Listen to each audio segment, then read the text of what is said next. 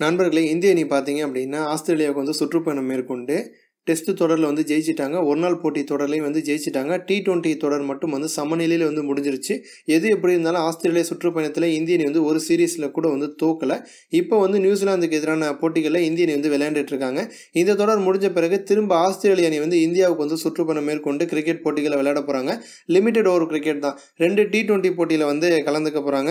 முதல் T20 போட்டி பார்த்தீங்க அப்படின்னா February 24 வந்து தொடங்குது. ரெண்டாவது வந்து 27 வந்து நடக்குது. ஆடுகளம் பார்த்தீங்க அப்படின்னா முதல்ல வந்து பெங்களூர் ஆடுகளத்தில் தான் முதல் T20 நடக்கும் அப்படின்னு வந்து சொல்லியிருந்தாங்க. ஆனால் வந்து February 24 வந்து இந்திய பிரதமரான மோடி அவர்கள் வந்து பெங்களூரில் வந்து ஒரு நிகழ்ச்சியில் கலந்துக்கிறதுக்காக வராரு. அதனால வந்து பாதுகாப்பு காரணங்களால் வந்து எங்களால் வந்து செக்யூரிட்டி கொடுக்க முடியாது அப்படின்னு கர்நாடகா தரப்புலேருந்து தெரிவிச்சிருக்காங்க. அதனால பார்த்தீங்க அப்படின்னா முதல் T20 போட்டி வந்து விசாகப்பட்டினத்தில் வந்து நடக்கும். ரெண்டாவது T20 போட்டி வந்து பெங்களூர் ஆடுகளத்தில் நடக்கும் அப்படின்னு BCCI வந்து அறிவிச்சிருக்காங்க.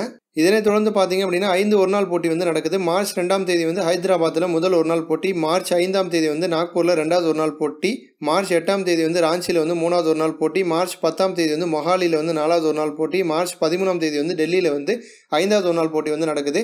ஆஸ்திரேலியா மண்ணிலே வந்து ஆஸ்திரேலியா வீழ்த்திருக்காங்க. இந்திய மண் அப்படின்னா வந்து கேட்கவே வேணாம். கண்டிப்பாக இந்திய அணி வந்து வெற்றி பெறுவதற்கான வாய்ப்பு வந்து ரொம்ப அதிகமாக இருக்குது. இது போன்ற இன்னும் பல ஸ்போர்ட்ஸ் செய்திகளை தெரிஞ்சுக்க ரெட் கலர் பாக்ஸை கிளிக் பண்ணி நம்ம சேனலை வந்து சப்ஸ்கிரைப் பண்ணுங்கள். கூடவே பக்கத்தில் இருக்க பெல் சிம்பலையும் கிளிக் பண்ணி எங்களுடைய அப்டேட் செய்திகளை உடனுக்குடன் தெரிஞ்சுக்கோங்க. நன்றி.